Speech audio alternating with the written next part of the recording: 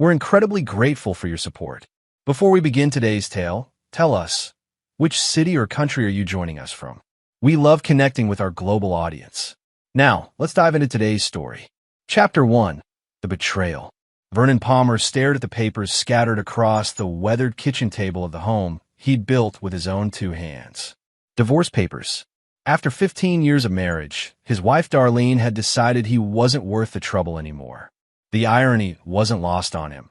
He'd spent those 15 years building Palmer Construction from nothing, working 80-hour weeks to give her the life she claimed to want. Vernon had suspected something was wrong for months.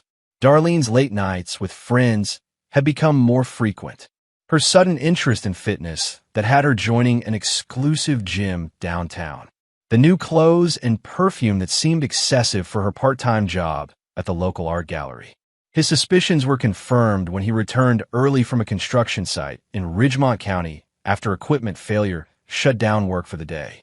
The black Audi parked in his driveway didn't belong to any of their friends. The sounds coming from their bedroom left no room for interpretation. Vernon stood in the doorway, watching his wife and Roland Blackwood, his business competitor and nemesis since college, scramble to cover themselves. Roland had always been the polished businessman with old money connections, while Vernon had clawed his way up from nothing with calloused hands and determination. Vernon, this isn't, Darlene started. Don't insult me by saying it isn't what it looks like, Vernon said quietly, his voice dangerously calm. Roland, recovering his composure, smirked as he buttoned his designer shirt. Palmer, always showing up at the wrong time. Kind of like your bids on the Henderson project. Vernon's hands curled into fists, but he remained still. Get out of my house. Our house, Darlene corrected, suddenly emboldened by Roland's presence. And soon to be mine alone. Roland's lawyer is much better than anyone you could afford. You think I haven't been planning this? Roland added, his voice dripping with condescension. Your company is facing hard times, Palmer. Everyone in the industry knows it. The bank's about to call on your loans. You're worth nothing. Darlene laughed then, a sound Vernon had once loved, but now cut through him like a blade. You think I didn't know about your money problems? Roland's been telling me everything. You're finished, Vernon. 15 years wasted on a man who couldn't even keep his business afloat. As they dressed and gathered their things, Vernon remained motionless, absorbing every word, every laugh, every dismissive glance. He made no move to stop them as they left, Darlene pausing only to tell him she'd be back tomorrow with movers for her things. After they left, Vernon sat alone in the empty house, surrounded by framed photos of a marriage that had been a lie. He picked up his phone and dialed his longtime friend and attorney, Bailey Jackson. They're making a move on the company, Bale, Vernon said without preamble. Bailey sighed heavily. I was afraid of this. Look, the Henderson project falling through hit us hard, and the bank is nervous. Without a major infusion of capital in the next 30 days, we're in trouble. She's been feeding him information, Vernon said. Darlene has known about our finances, our bids, everything. That explains how Blackwood Construction has been undercutting us so precisely, Bailey replied. Vernon, I hate to say this, but you might need to consider selling before this gets worse. Vernon stared out the window at the land his grandfather had farmed, the land where he'd built his dream home. Not a chance. I need some time to think. The next day brought Darlene and her movers, efficiently stripping the house of anything valuable. Vernon watched from his workshop, where he'd retreated with a bottle of bourbon. The art, the silver, the furniture, it's all coming with me, Darlene announced when she found him there. You can keep your tools and that ratty old chair your father left you. That's about what you're worth now. Vernon took a slow sip of bourbon. You know, Darlene, I always thought you married me for love. Stupid of me. I married potential, she corrected him. And you wasted it. Roland's everything you could never be. Connected, sophisticated, ambitious. He's taking me to Paris next week, while you'll be here wondering how to make payroll. As she turned to leave, Vernon called after her.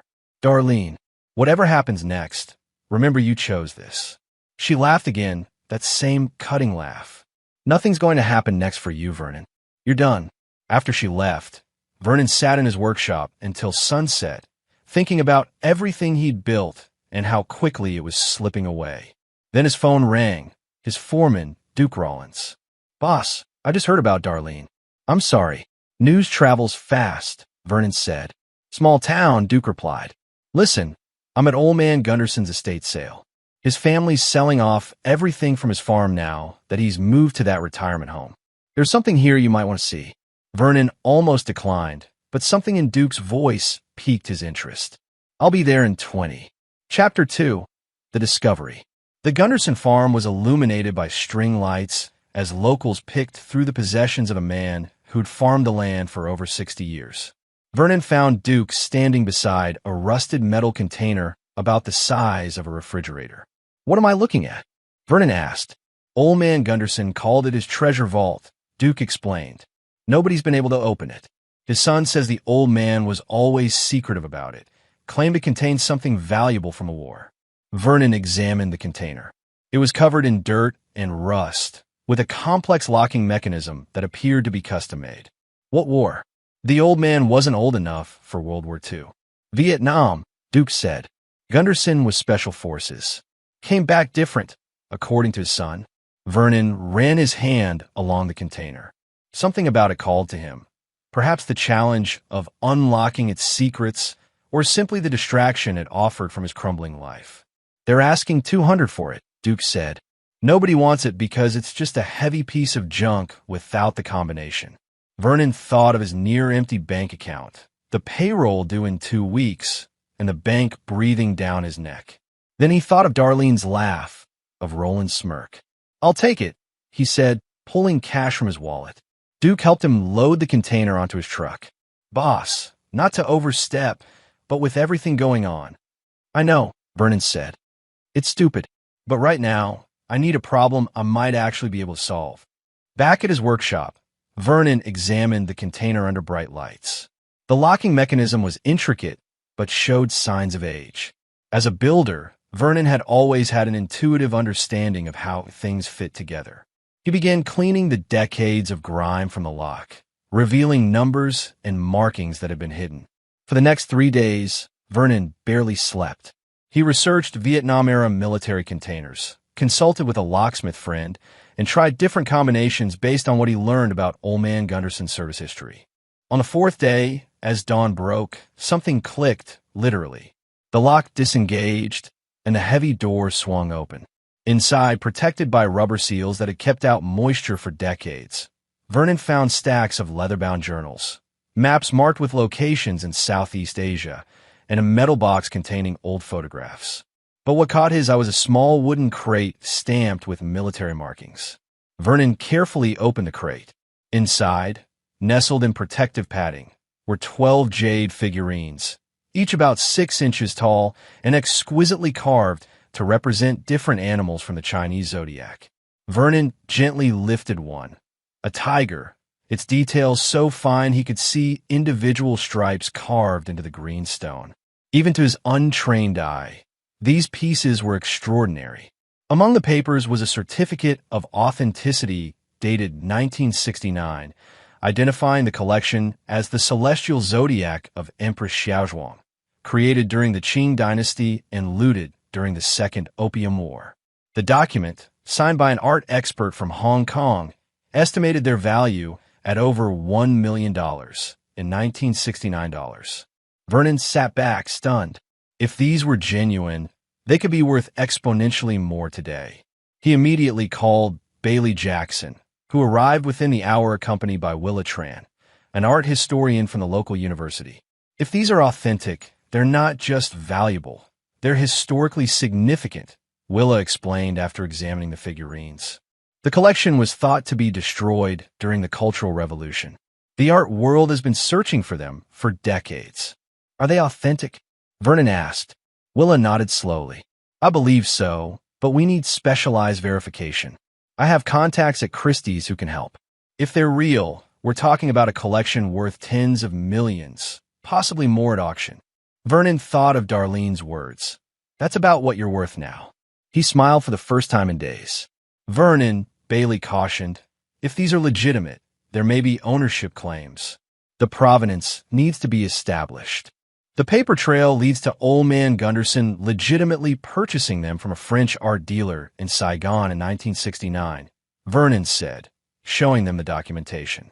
Everything's here: receipts, export permits, even correspondence with museums that turned down his offer to sell back then because they couldn't verify authenticity without the missing Empress's seal.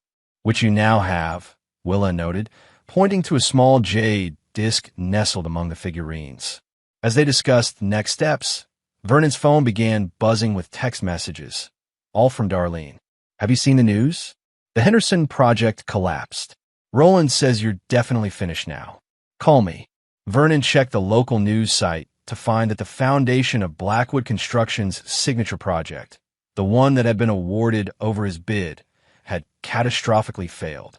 Engineers were blaming substandard materials and poor site preparation. Karma, Duke said when Vernon called him about it. Blackwood cut corners to come in under your bid. Everyone on site knew it was trouble. Within hours, news outlets were reporting that Blackwood Construction was facing multiple lawsuits and regulatory investigations. Roland's carefully cultivated reputation was crumbling faster than his concrete. That evening, Vernon's phone rang. Darlene. Vernon, we need to talk, she said, her voice missing its recent edge of contempt. Things with Roland are complicated now. I'm thinking maybe we were hasty about the divorce. Interesting timing, Vernon replied coolly. It's not what you think, she insisted. I've been reflecting on our marriage and Roland's stock is plummeting while his legal troubles mount. Vernon finished for her. I'm not interested, Darlene. You'll regret this, she snapped, her conciliatory tone vanishing. Roland has connections.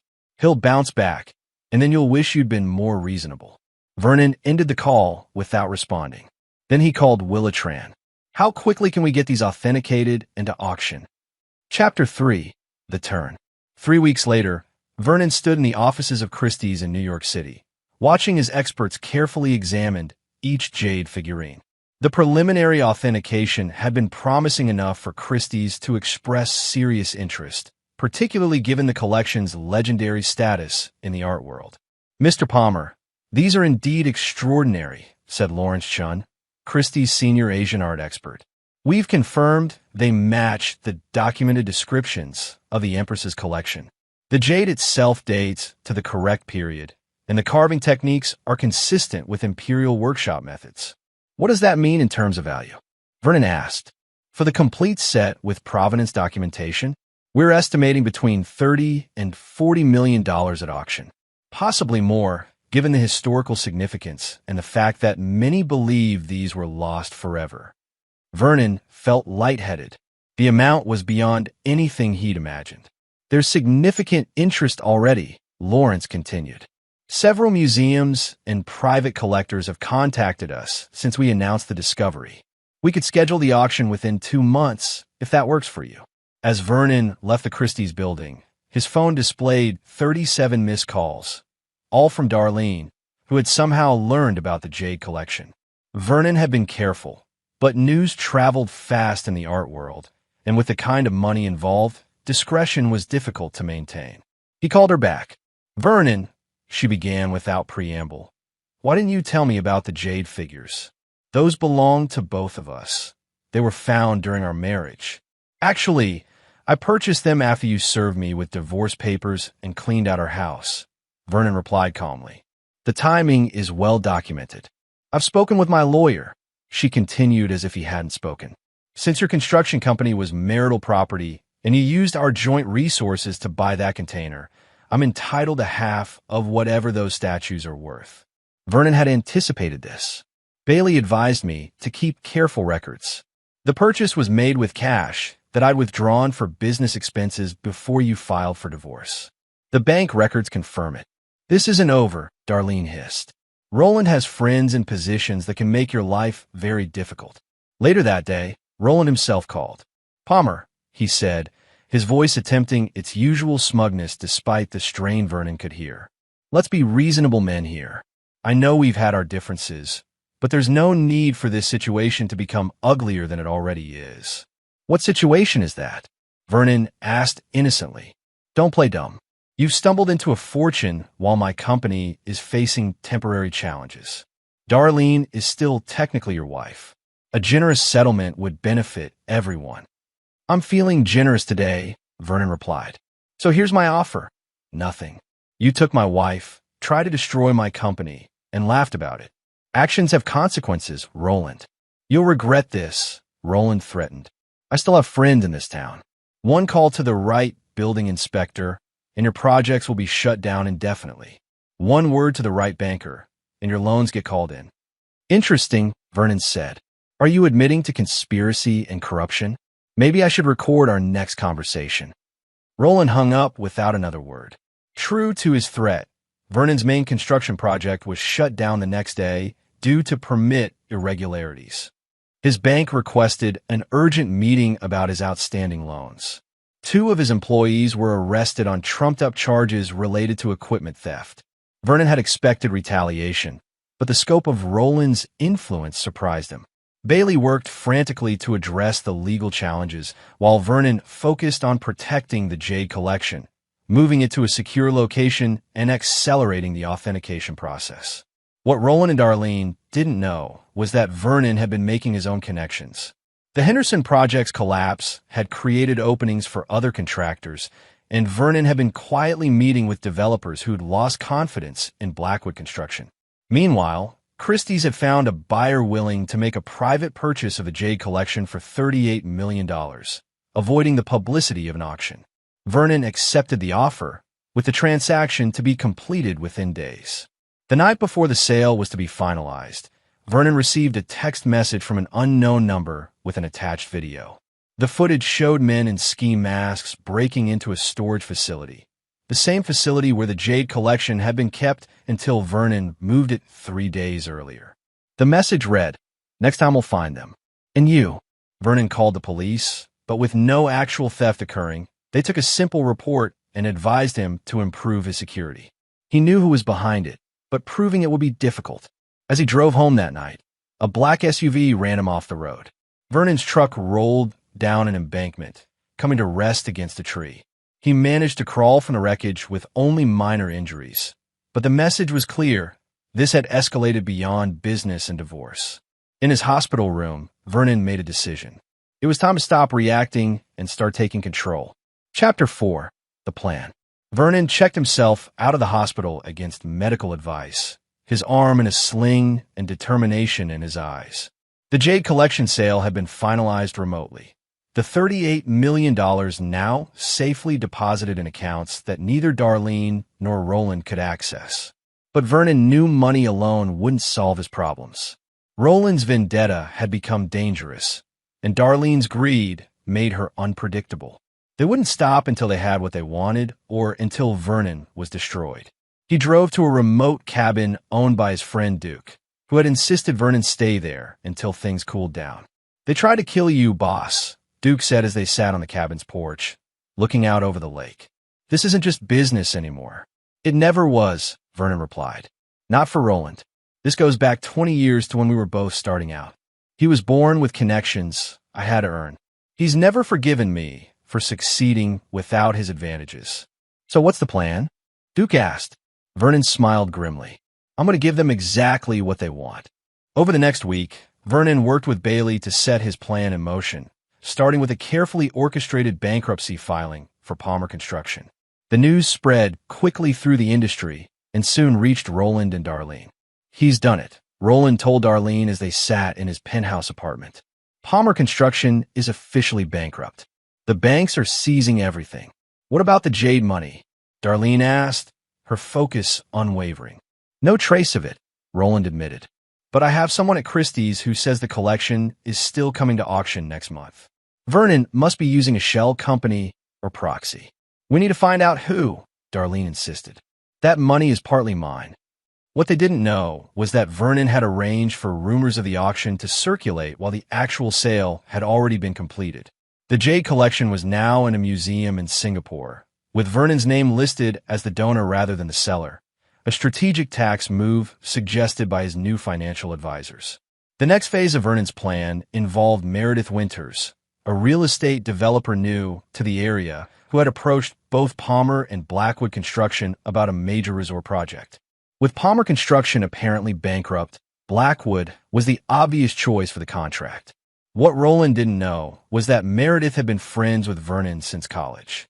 Her interest in the resort project was genuine, but her approach to both companies had been Vernon's idea, a way to gather information on Blackwood's business practices. Meredith insisted on unusual contract terms for the resort project, including substantial upfront payments to Blackwood Construction and accelerated timelines that would force Roland to cut corners. Roland, desperate to shore up his company's finances after the Henderson disaster, agreed to everything.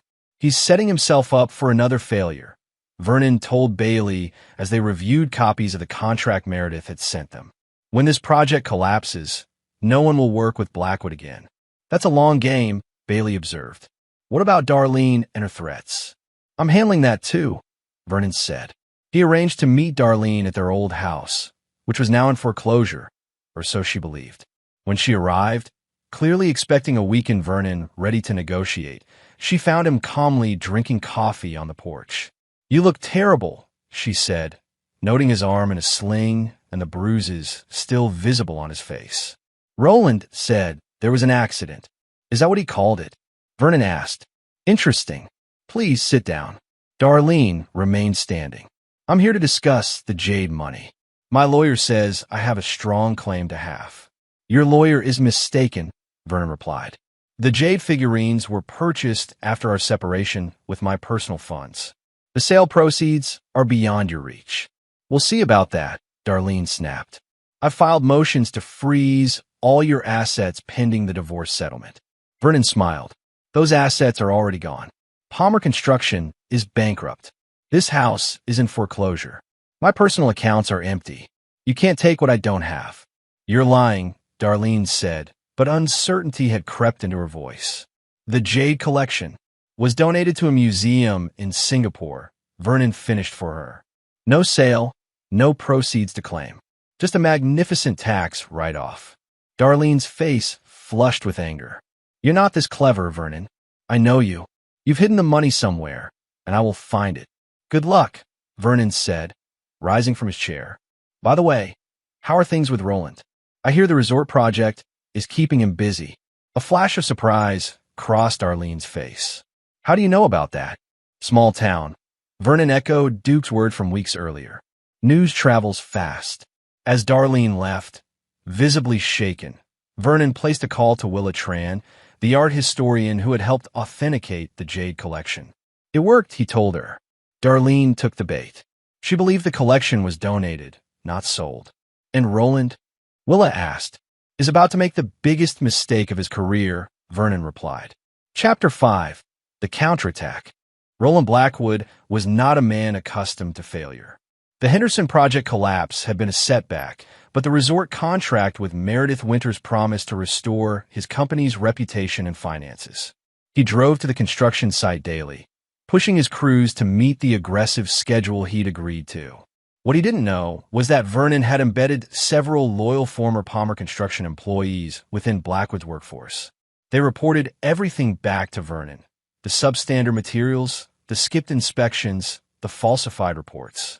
Meanwhile, Darlene had become increasingly frustrated with both Roland and her stalled divorce proceedings. Vernon appeared to have nothing left for her to claim, while Roland's promises of wealth and status seemed increasingly hollow as he focused obsessively on the resort project. He's never home, she complained to her friend Casey over lunch. And when he is, he's distracted and irritable. This isn't what I signed up for. What did you sign up for? Casey asked pointedly. From where I sit, you left a decent man who built a life with you for someone who promised you more. Vernon was going nowhere, Darlene defended herself. His company was failing. Was it? Casey pressed. Or did Roland make you believe that to get what he wanted? The question lingered with Darlene long after lunch ended. She began looking more closely at the financial information Roland had shown her about Palmer Construction months earlier. Information that had convinced her Vernon was on the verge of bankruptcy. The numbers didn't add up. According to the bank statements Roland had shared, Palmer Construction should have collapsed long before Vernon purchased the Jade collection. Yet the company had continued operating, meeting payroll, and completing projects. Suspicious, Darlene searched Roland's home office while he was at the construction site. Hidden in a locked drawer, she found a folder labeled Palmer Operation, containing correspondence between Roland and several officials. Building inspectors, bank officers, even a judge, all documenting a coordinated effort to undermine Vernon's business. Most disturbing was a recent email discussing the unfortunate accident that had hospitalized Vernon, with Roland authorizing payment to someone identified only as the driver. Darlene felt sick. She had believed Vernon's financial troubles were his own doing, the result of poor business decisions. The reality that Roland had orchestrated a systematic campaign to destroy Vernon, culminating in attempted murder, shook her to her core. As she contemplated her next move, Darlene received a text message from an unknown number. "Meet me at Harlan's Diner at 3 p.m. if you want to know what really happened to the Jade money. Come alone." Curiosity overrode caution, and Darlene arrived at the diner to find Willa Tran waiting in a booth. Vernon didn't donate the Jade collection, Willa revealed after Darlene sat down. That was a cover story. He sold it privately for $38 million. "I knew it," Darlene said, her greed reigniting. "Where's the money?" "Invested," Willa said simply.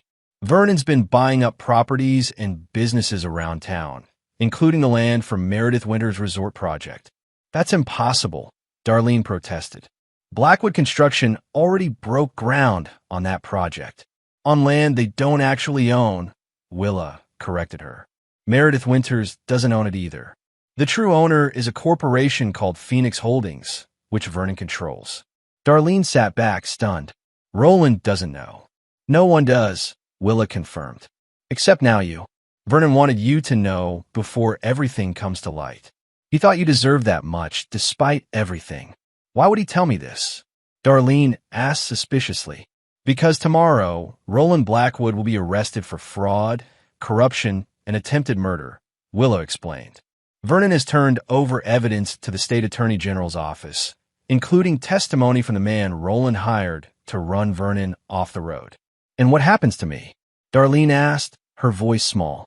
"That depends on you," Willa replied. "Vernon is offering you a choice. You can align yourself with Roland and face potential accessory charges, or you can sign the divorce papers Vernon's lawyer has prepared, which grant you a reasonable settlement in exchange for releasing all claims to the Jade proceeds, or any of Vernon's current or future assets." Willa slid a thick envelope across the table. "The papers are inside, along with a one-way ticket to anywhere you want to go. Vernon suggests somewhere far from here." After Willa left, Darlene sat alone in the booth for a long time, contemplating her options. By the time she made her decision, the sun had set, casting long shadows across the diner's worn linoleum floor. That night, Roland received an urgent call from his site manager. The resort construction had been shut down by court order, with armed security preventing anyone from entering the site. When Roland arrived, he found notices posted declaring the land the property of Phoenix Holdings. "Who the hell is Phoenix Holdings?" Roland demanded. Before anyone could answer, police cars arrived with warrants for Roland's arrest on multiple charges. As officers led him away in handcuffs, Roland spotted a familiar truck parked across the street.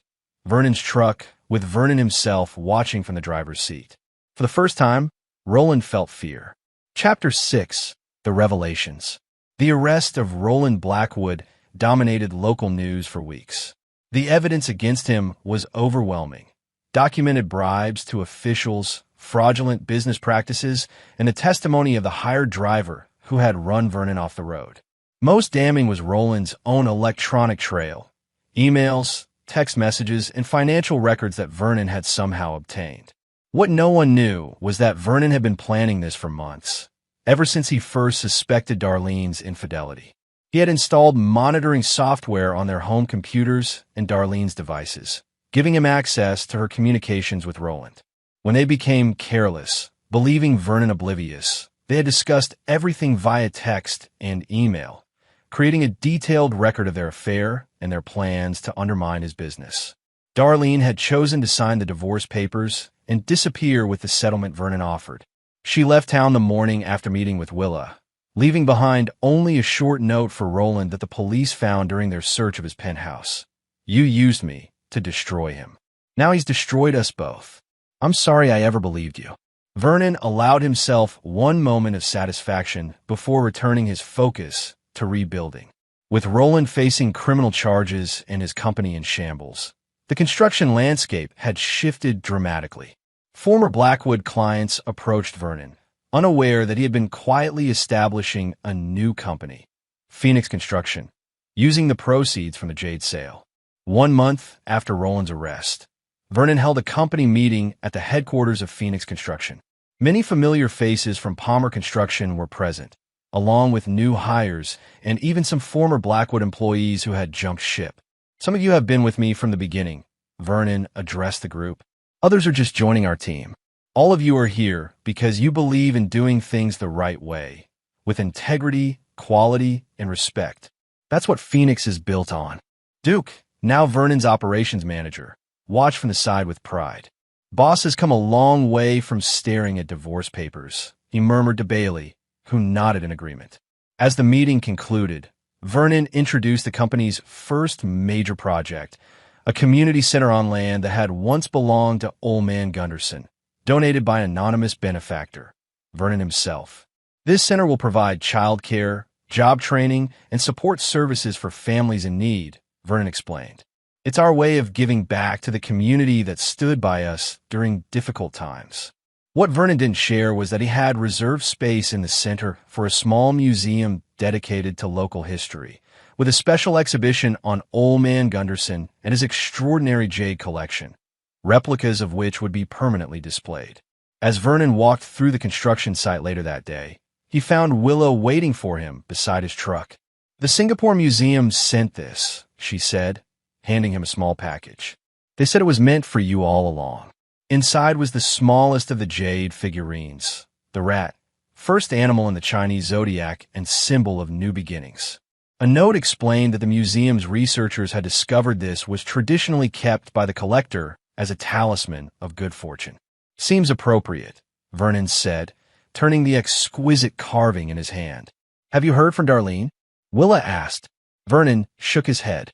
"No, and I don't expect to. And Roland? His trial starts next month. His lawyers are already floating a plea deal, but the prosecutor isn't interested.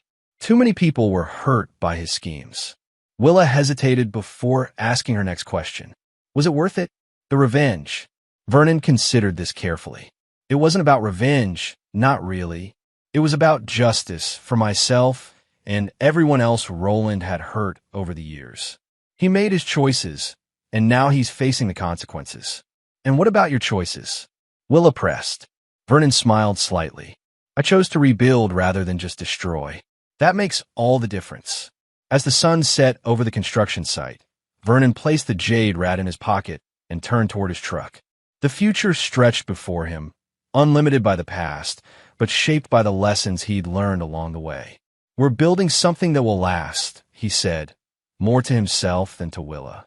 "That's all that matters now." Chapter 7. The Aftermath. 6 months after Roland Blackwood's arrest, the landscape of Vernon's life had transformed completely. Phoenix Construction had established itself as the premier building company in the region, with Vernon's reputation for integrity and quality attracting high-profile clients from across the state. The community center was nearing completion, already drawing attention for its innovative design and community-focused mission. Vernon had expanded the project to include affordable housing units on adjacent land, addressing a critical need in the area. Roland's trial had concluded with a guilty verdict on all charges. He was sentenced to 15 years in prison, with additional civil judgments that would claim whatever assets remained when he was released. His fall from grace was absolute, his name now synonymous with corruption and fraud. Vernon had moved out of his old house, unable to separate it from memories of betrayal. Instead, he built a modest cabin on a wooded lot outside town. Nothing extravagant, but crafted with the same care he put into all his projects. The jade rat occupied a place of honor on his desk, a daily reminder of how quickly fortune could change. One evening, as Vernon reviewed plans for a new hospital wing Phoenix had been commissioned to build, he received an unexpected visitor. Sheriff Tanner Morris, an old friend who had supported Vernon through the worst of his struggles with Roland. "Evening, Vernon," Tanner said, declining Vernon's offer of coffee. "This isn't a social call, I'm afraid." Vernon set aside his blueprints. "What's going on, Tanner?" "I got a call from police in Charleston," Tanner said gravely. "They found Darlene." Vernon felt an unexpected pang.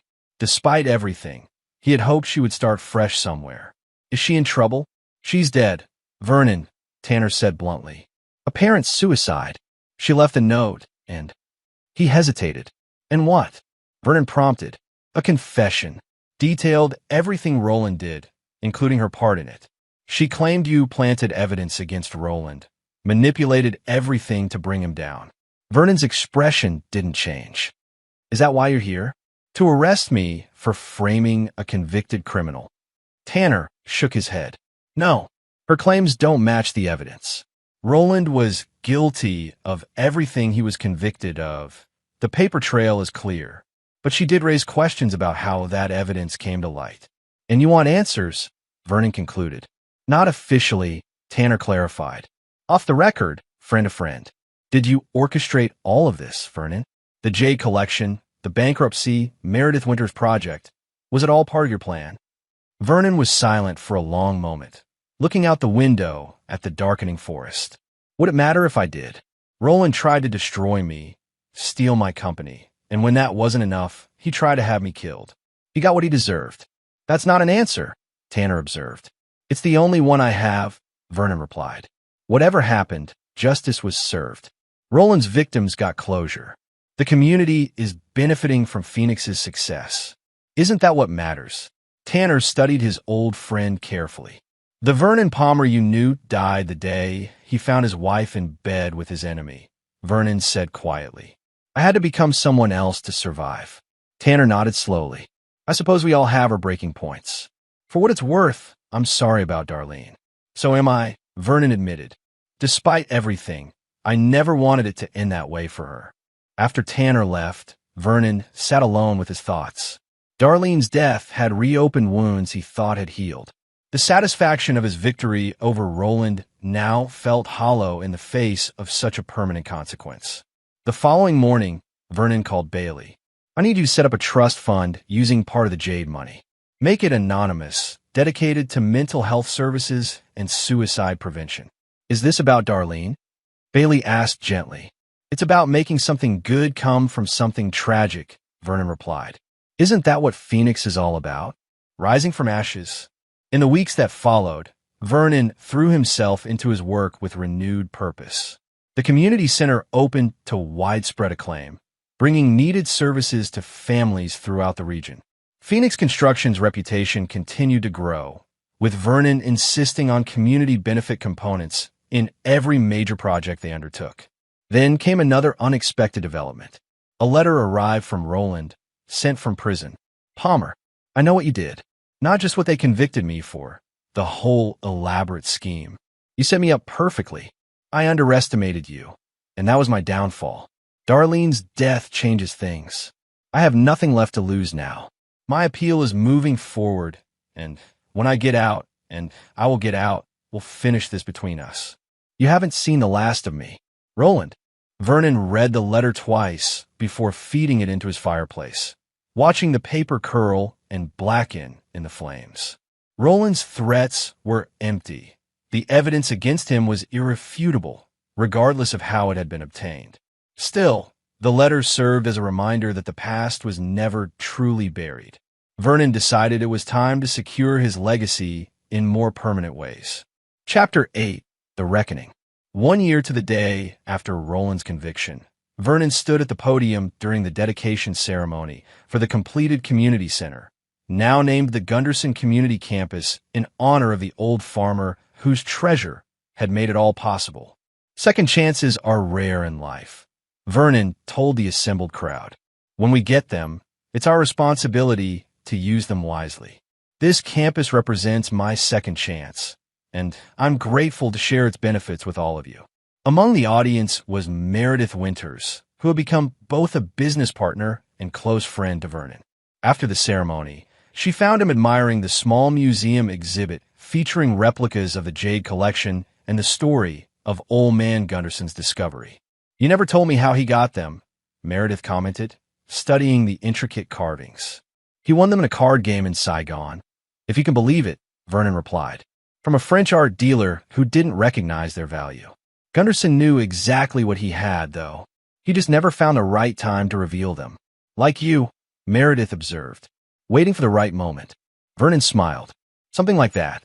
Their conversation was interrupted by Bailey, who approached with a concerned expression. "Vernon, there's a situation." Roland's appeal was granted on a technicality. "The judge has ordered a new trial." Vernon's calm demeanor didn't falter.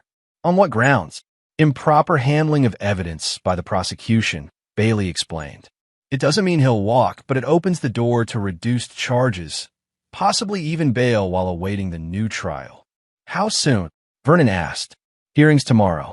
He could be out by the end of the week." The news spread quickly through their small community.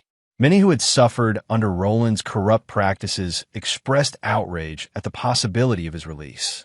Others, particularly those who had worked for Blackwood Construction, remained loyal to their former boss despite his crimes.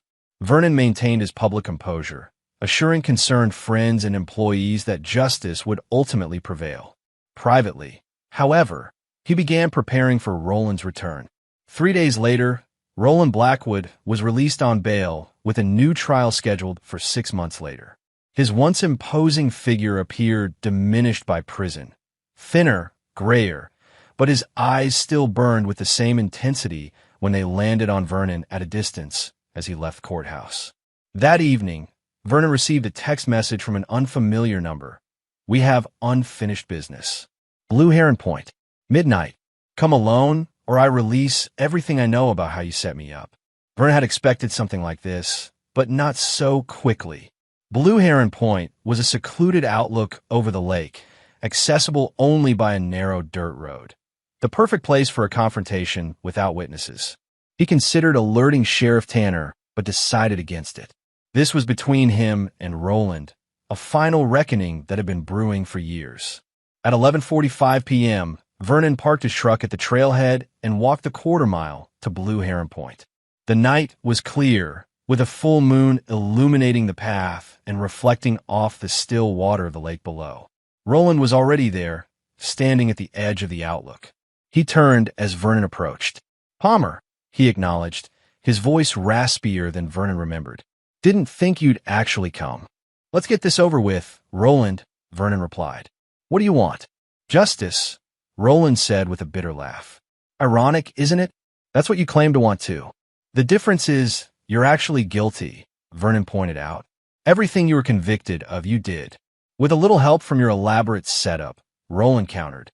"The Jade Collection, Meredith Winters, Phoenix Holdings, it was all orchestrated perfectly. You must have been planning it for months." "You give me too much credit," Vernon said calmly.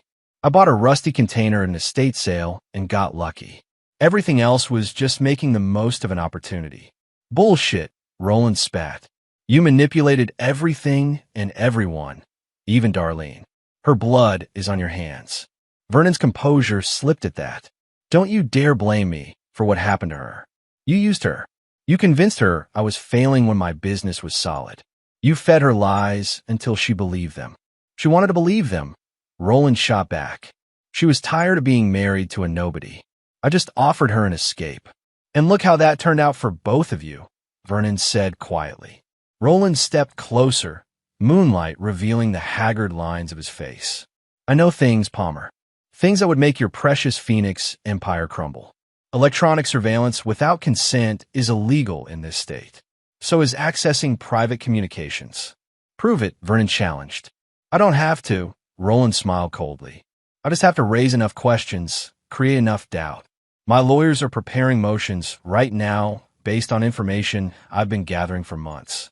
By this time next week, you'll be the one facing charges." Vernon had come prepared for threats, but Roland's confidence suggested he truly believed he had leverage. "What do you want, Roland? Money? Is that what this is about?" "I want my life back," Roland snarled. "The one you stole from me. I want my company, my reputation, everything." "That's not possible," Vernon said. Even if I wanted to help you, which I don't, some things can't be undone. Then I'll settle for watching you lose everything, just like I did, Roland threatened. Starting with Phoenix Construction.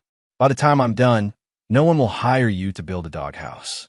As Roland spoke, he had been gradually backing Vernon toward the edge of the outlook.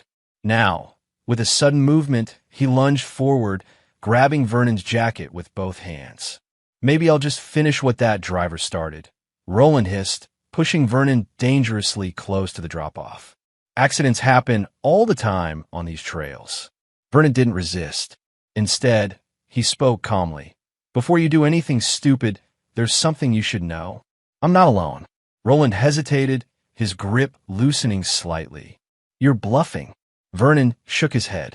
Sheriff Tanner and 2 deputies are watching right now. I'm wearing a wire, and this entire conversation is being recorded. You're lying, Roland insisted, but uncertainty had crept into his voice. Roland Blackwood, came Sheriff Tanner's voice from the darkness behind them. Release him and step back. You're under arrest for assault and attempted murder. Roland's face contorted with rage as he realized he'd been outmaneuvered once again. For a terrible moment, Vernon thought he might still push him over the edge, taking them both down. Instead, Roland released him with a shove and turned to face the approaching officers. You set me up. Again, he said to Vernon, resignation replacing his anger. No, Vernon corrected him. You did this to yourself, just like everything else. As Tanner led Roland away in handcuffs, Vernon remained at the outlook, watching the moonlight on the water below. The confrontation had given him no satisfaction, only a profound weariness and the certainty that some cycles needed to be broken. Chapter 9. The Resolution. Roland's bail was revoked following the incident at Blue Heron Point. His new trial proceeded without him present, resulting in another guilty verdict with additional charges for the assault on Vernon. The judge, unimpressed by Roland's conduct, imposed an even longer sentence than the original. For Vernon, the final confrontation with Roland brought unexpected clarity. The man who had once seemed so threatening now appeared pathetic, consumed by bitterness and unable to accept responsibility for his own downfall. 6 months after that night, at Blue Heron Point, Vernon made a surprising decision. He announced his intention to step back from day-to-day operations at Phoenix Construction, appointing Duke as CEO while Vernon remained as chairman of the board. The company doesn't need me running every detail anymore, he explained to a concerned Bailey. Duke knows the business as well as I do, and he has the respect of everyone in the company. It's time for me to focus on other things. Those other things soon became clear as Vernon established the Palmer Foundation, funded by a significant portion of his jade fortune. The foundation's mission was community development, supporting affordable housing, education, mental health services, and small business initiatives throughout the region. Vernon had come to realize that his most satisfying moments weren't in defeating Roland or building Phoenix into a powerhouse, but in seeing how their projects improved people's lives. The community center had shown him a different kind of legacy, one built on creation rather than conflict. On the first anniversary of the Gunderson Community Campus opening, Vernon hosted a private dinner for those who had stood by him through his darkest times. Duke, Bailey, Willa, Sheriff Tanner, and Meredith, among others. I want to thank all of you, Vernon said as they gathered in the campus dining hall. Not just for your loyalty, but for helping me find my way back to the person I want to be. Back? Duke questioned. Boss, you never left. You just had to take a detour through hell to get where you needed to go. Some detour, Vernon laughed. But seriously, I lost myself for a while there. Got so caught up in outsmarting Roland and Darlene that I almost became as manipulative as they were. The difference, Meredith pointed out, is that you used what happened to build something positive. Roland would have destroyed you and moved on to his next target without a second thought. Sheriff Tanner raised his glass. To second chances and using them wisely. As the evening wound down, Willa pulled Vernon aside. Have you heard from the museum in Singapore? They're doing a special exhibition on recovered artifacts, featuring the Jade collection. Vernon nodded. They invited me to the opening. I'm thinking of going, my first real vacation in years. You should, Willa encouraged him. It would bring everything full circle. 2 weeks later, Vernon stood in the gleaming museum gallery, surrounded by the jade figurines that had changed his life. They were beautifully displayed, with detailed information about their history and the extraordinary journey that had brought them from imperial China to a farmer's rustic container in rural America. A small plaque acknowledged Vernon Palmer as the collection's discoverer and donor, though only he knew the full story behind that simple description. As he studied the tiger figurine, his personal favorite with its fierce expression and fluid movement, Vernon felt a sense of peace that had eluded him for years. The anger that had driven him, the need for vindication and revenge, had finally dissipated. He reached into his pocket and felt the small jade rat that the museum had gifted him. Its smooth surface, worn from his habit of holding it during difficult decisions, had become a tangible reminder of transformation and new beginnings. On his return home, Vernon found the community buzzing with news. Roland Blackwood had died in prison from a heart attack, taking whatever remaining threats and secrets with him. The news prompted Vernon to visit Darlene's grave for the first time, leaving a single rose and a silent acknowledgement of their shared past, both the years of building a life together and the painful end. That evening, Vernon sat on the porch of his cabin, watching the sunset paint the sky in brilliant oranges and reds. The jade rat rested on the small table beside him, catching the last golden light of day. His phone rang. Duke, calling with updates about a new Phoenix project. Everything's on track, boss, Duke reported. Foundation solid. We're ready to build. Good to hear, Vernon replied, smiling at the unintentional metaphor. After all they'd been through, that's exactly what they had, a solid foundation ready to support whatever came next. As darkness fell, Vernon remained on the porch, contemplating the stars appearing one by one above the trees. The path that had led him here had been neither straight nor easy, but he had emerged stronger and wiser for having traveled it. The pile of junk from a farmer's estate sale had indeed made him a millionaire, but Vernon's true fortune lay in what he had built from the ruins of his old life. Not just a successful company or charitable foundation, but a new understanding of himself and what truly mattered. The revenge that had once consumed him now seemed like a distant memory, less important than the life he was creating day by day. Vernon Palmer had lost everything, only to gain something far more valuable, a future defined not by the wounds of his past, but by the possibilities that lay ahead. In the quiet of the evening, with the weight of old grudges finally lifted from his shoulders, Vernon made a silent promise to himself to move forward with the same determination that had carried him through his darkest days, but guided now by creation rather than retribution. The jade rat caught a glimmer of moonlight, seeming to approve as Vernon raised his glass to the night sky. A toast to endings and beginnings, to lessons learned and wisdom earned, and to the unpredictable journey that had brought him home at last.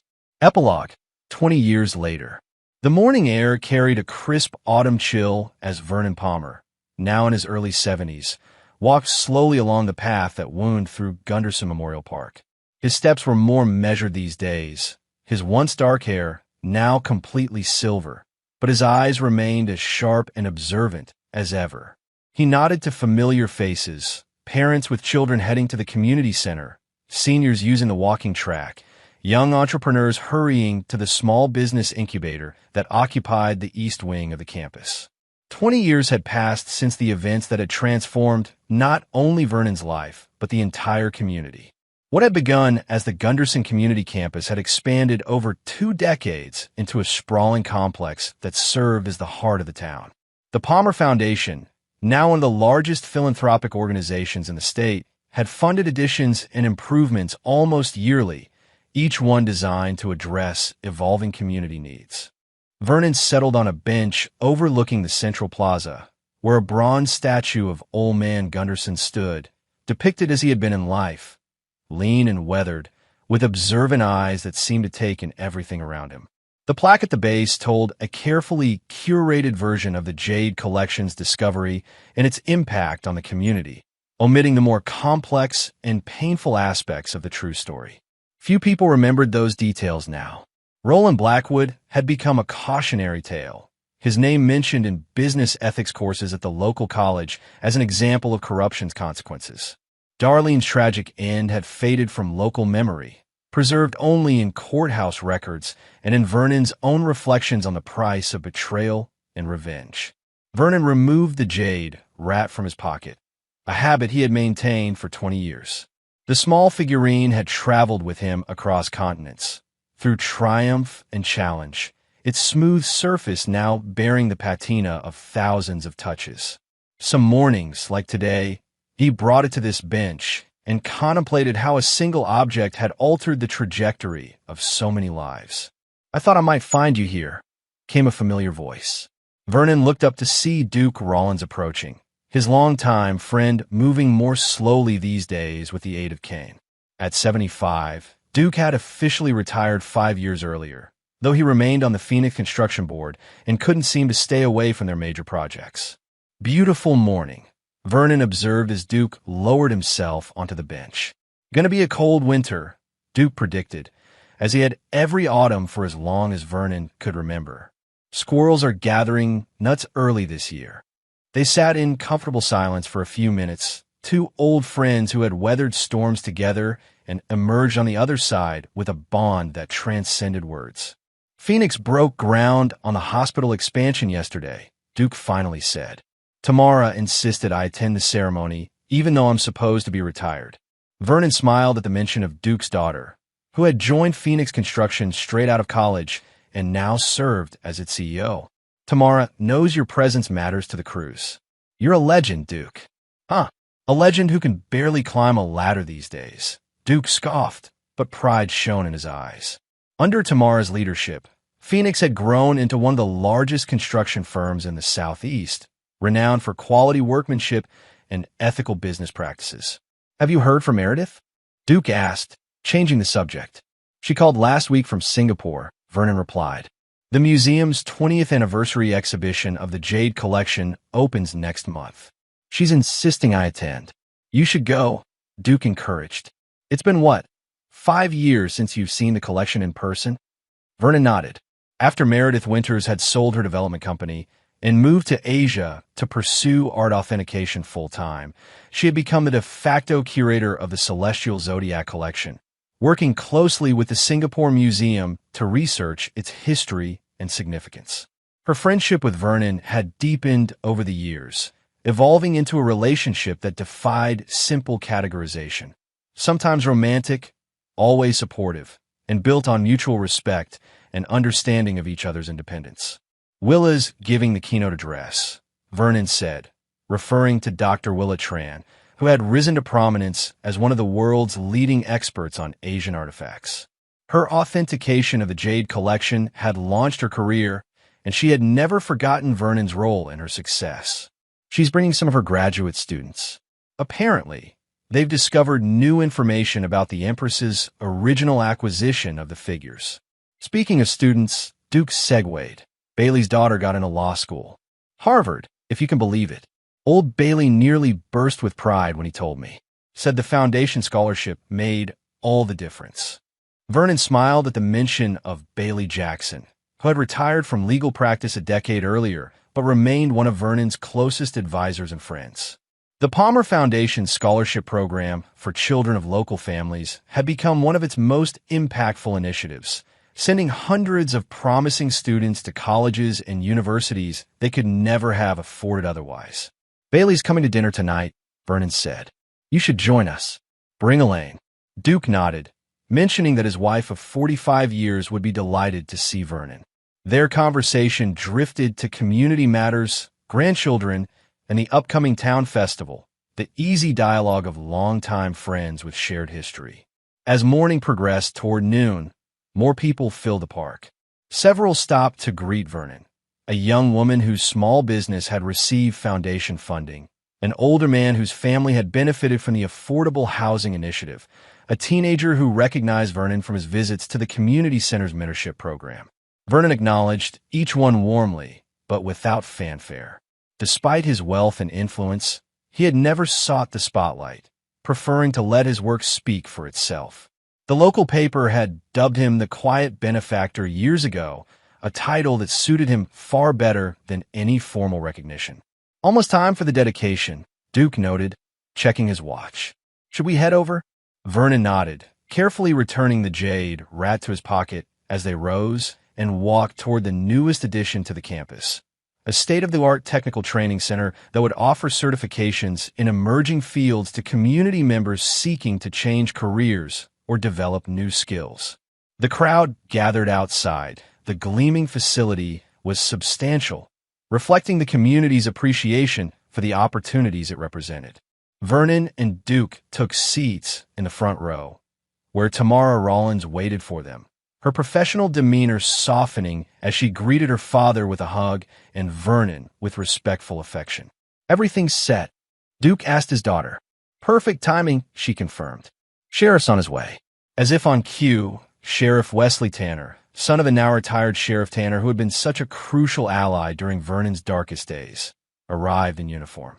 At 41, Wesley had the same straightforward manner as his father, coupled with a progressive approach to law enforcement that had made him enormously popular in the community.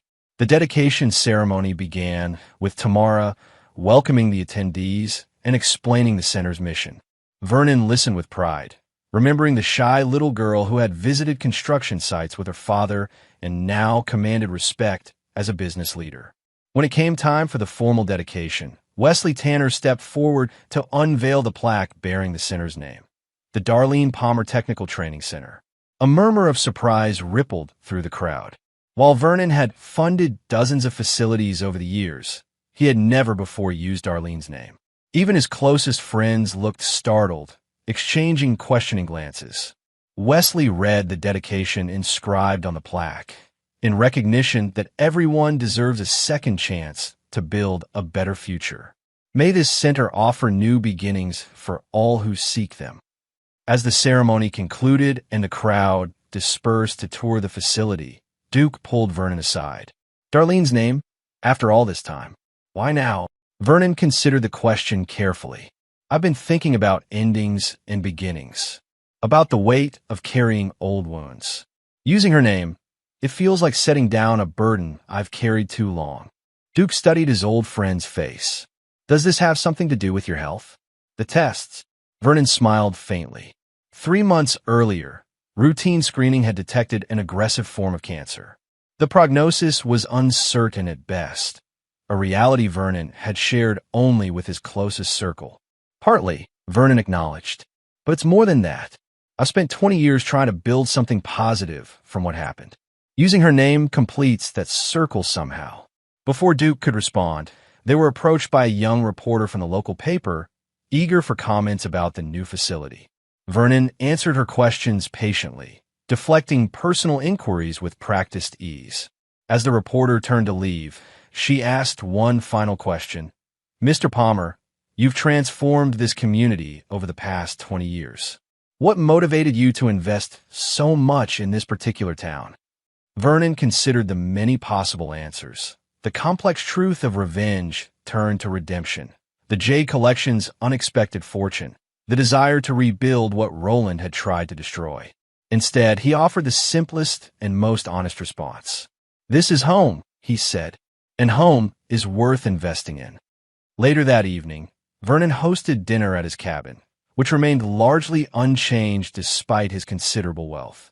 He had expanded the kitchen and added a sunroom overlooking the lake, but otherwise maintained the modest scale and rustic character that suited his nature. The gathering included his closest friends, Duke and his wife Elaine, Bailey Jackson, and Sheriff Wesley Tanner with his wife Kate. The conversation flowed easily through dinner, touching on community news, family updates, and reminiscences of shared experiences over the decades. As the evening progressed, Bailey raised his glass in a toast. "To the Darlene Palmer Technical Training Center. A surprise to us all, but a fine addition to your legacy, Vernon." "I've been meaning to ask," Wesley said, his expression thoughtful. "Most people don't know the full story of what happened with Blackwood and your ex-wife. My father never shared all the details, even with me. With this dedication, I wonder if you're finally ready to tell that story." A hush fell over the table as everyone awaited Vernon's response. For 20 years, he had maintained a dignified silence about the darkest chapter of his life, allowing the public narrative to focus on his philanthropic works rather than the painful events that had preceded them. There's no single version of that story, Vernon said finally. Roland would tell it one way, Darlene another. Even I see it differently now than I did then. How do you see it now? Kate asked gently. Vernon gazed out the window at the moonlight reflecting on the lake, the same view that had comforted him on countless nights of reflection. I see three people who hurt each other badly. I see mistakes and misjudgments on all sides. And I see how easy it is to become the very thing you're fighting against if you're not careful. You were justified, Duke interjected loyally. After what they did. Perhaps, Vernon conceded. But justification isn't the same as wisdom. I got so caught up in outsmarting Roland that I lost sight of who I wanted to be. Using Darlene's name on the center, it's a reminder that our choices define us, not what others do to us. Dad would understand, Wesley said quietly. He always believed in your fundamental decency, even when he questioned some of your methods. Vernon smiled at that. Tanner Morris, the former sheriff, had passed away peacefully 5 years earlier, leaving behind a legacy of integrity that his son carried forward. Your father was a good man and a true friend. I miss his perspective. The conversation gradually shifted to lighter topics as the evening wound down. One by one, the guests departed until only Bailey remained, lingering over a final glass of bourbon. I filed the paperwork for the trust revisions, Bailey said once they were alone. Everything's arranged as you requested. Vernon nodded his thanks. In light of his diagnosis, he had spent weeks restructuring his affairs, ensuring that the foundation would continue its work long after he was gone. The medical trust is set up too, Bailey continued. The research funding is guaranteed for 30 years, focusing on the type of cancer you're battling. Even if it comes too late for you, others will benefit. That's the idea, Vernon said simply. Bailey hesitated before asking, have you given any thought to reaching out to Darlene's family? With the center dedication, they might appreciate hearing from you. Vernon shook his head. Her sister made it clear years ago that they wanted no contact. I'm respecting that wish. The dedication is enough. After Bailey left, Vernon sat alone by the fireplace, the jade rat resting in his palm as he contemplated the flames. His thoughts drifted to a question Wesley had asked earlier. Was he finally ready to tell his story? Perhaps he was, but not in the sensationalized manner the media would prefer. Over the past several months, as he'd faced his mortality, Vernon had been working on a manuscript. Not an autobiography, but a guide to building community through strategic philanthropy, using his own experiences as case studies without dwelling on the personal drama. The manuscript, nearly complete, rested on his desk in the small study adjacent to the living room. He had titled it simply, Building from Broken Places, a Guide to Community-Centered Philanthropy. Vernon had arranged for its publication posthumously, with proceeds directed to the foundation. It would be his final legacy, not the story of how jade figures made him a millionaire or how he orchestrated an elaborate revenge, but a practical blueprint for others who wish to make a meaningful difference in their communities. Rising from his chair, Vernon moved to the sunroom, drawn to the peaceful view of the moon-dappled lake. His reflection in the glass showed a man aged by time, but unburdened by the anger that had once consumed him. Whatever time he had left, whether months or years, he would continue the work of building rather than breaking, creating rather than destroying. The jade rat felt warm in his hand, as if absorbing and returning his body heat. Vernon smiled, remembering Old Man Gunderson and wondering if the old farmer had ever imagined how his treasure vault would transform not just one life, but an entire community. Some might call it luck or fate or divine intervention that had led Vernon to that estate sale 20 years ago. Vernon preferred to see it as a reminder that opportunities for redemption could appear in the most unexpected places, even in a rusted metal container purchase for $200 on a desperate night. The following morning began like most others for Vernon, coffee on the porch, reviewing foundation reports, and answering correspondence. By mid-morning, he had a visitor, Marissa Oakes, the foundation's executive director who had started as Vernon's assistant 15 years earlier and proven herself indispensable. The board approved all your recommendations for next year's initiatives, Marissa reported, spreading documents across the kitchen table. They were particularly enthusiastic about the expanded mental health services. Vernon reviewed the materials with his customary thoroughness, asking pointed questions about implementation timelines and community involvement. Despite his illness, he remained fully engaged in foundation operations, determined to ensure its effectiveness long after his guidance ended. "There's something else," Marissa said, hesitating slightly. "A letter arrived at the office yesterday. From Singapore." She handed Vernon an elegant envelope bearing the museum's official seal. Inside was a formal invitation to the 20th anniversary exhibition of the Celestial Zodiac Collection, accompanied by a handwritten note from the museum director. "Mr. Palmer, your generous donation 2 decades ago has allowed millions of visitors to experience these extraordinary artifacts. More importantly, your insistence that the collection remain intact rather than being sold to private collectors has preserved an irreplaceable cultural treasure.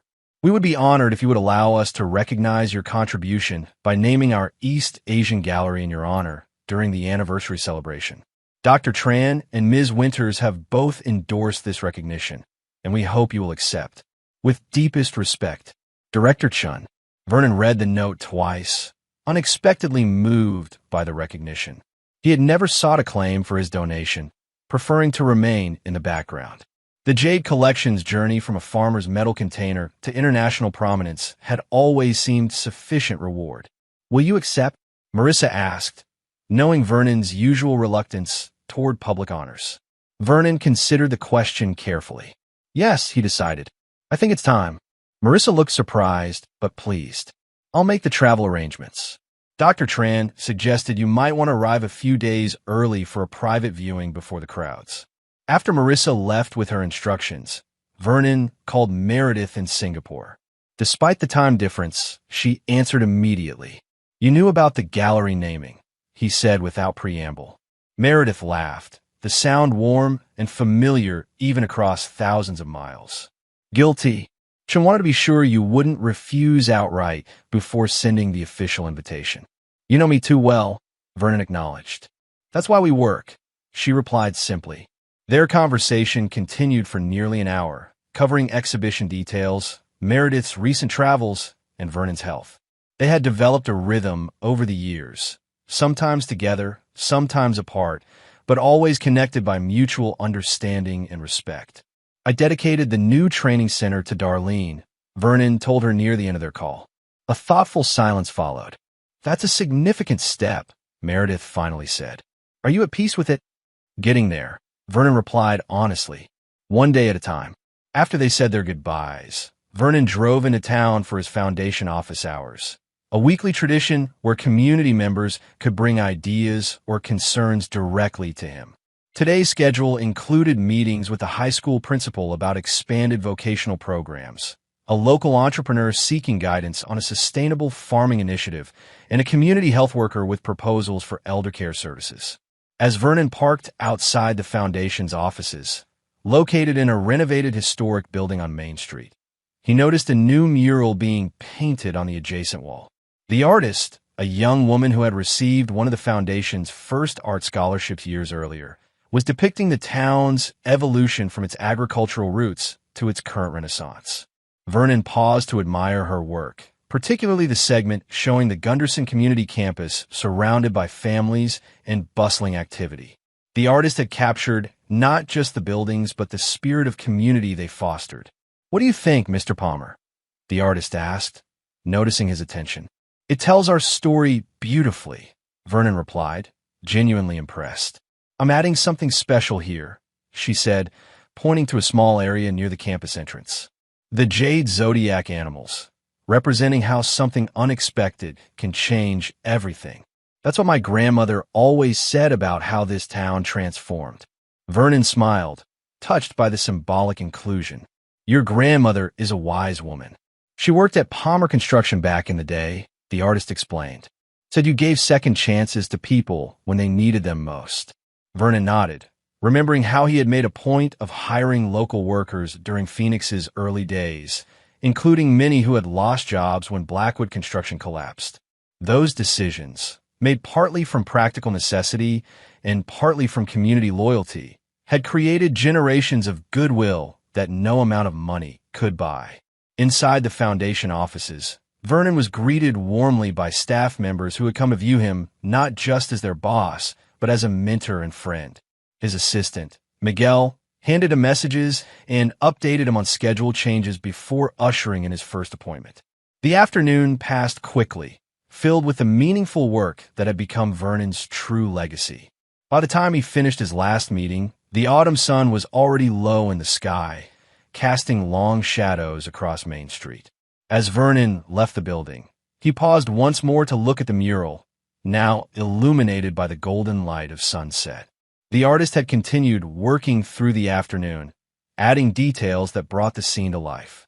"It's coming along beautifully," he told her. "Thanks," she said, setting down her brush.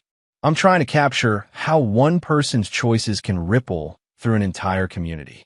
How building something positive can inspire others to do the same." Vernon couldn't have expressed his life's philosophy more perfectly. "That's exactly right," he said quietly. "That's exactly right."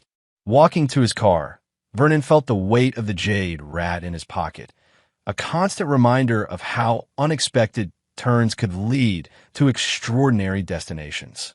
Whatever time he had remaining, he would continue following the path he had chosen 20 years earlier, building a legacy not of revenge, but of renewal, creating opportunities for others to transform their own lives just as he had transformed his. As he drove home through the town that had both shaped him and been reshaped by him, Vernon Palmer felt a profound sense of contentment. The betrayal that had once defined him had become merely the first chapter in a much longer, richer story, one still being written in the lives of everyone touched by his journey from broken man to community builder. The Jade Rat, like Vernon himself, had traveled far from its origins. Both had found their true purpose not in what they had endured, but in what they had become afterward, symbols of resilience, transformation, and the enduring power of second chances. And there you have it. Another story comes to an end. What did you think? I'd love to hear your thoughts in the comments below. If you enjoy this story, consider joining our community by subscribing. It means the world to us. For more stories like this one, check out the recommended videos on screen. And I'll see you there.